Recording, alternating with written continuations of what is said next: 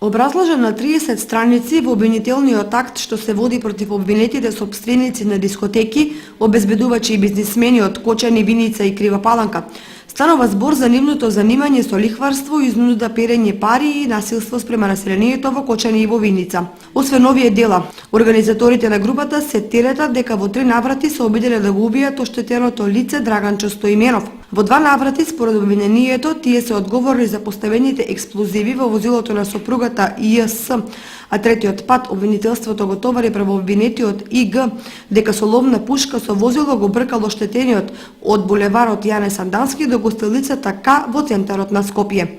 Во обвинението е наведена и работата на Штипската агенција за обезбедување Титан, за која не е споменет сопственикот, но обвинителството ги товари обвинетите дека преку оваа агенција тие переле пари, а исто така и вршеле терор врз населението, принудувајќи го да платат месечен надомес од 50 евра за обезбедување, во спротивност според обвинението.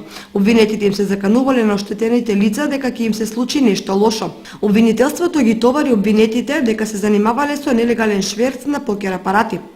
Полицијата се сомничи дека акцијата Детонатор е дел од меѓународен криминал, поради тоа што обвинетите преку Вестерн Унион добивале пари, а исто така се занимавале и со увоз на апарати за игри на среќа.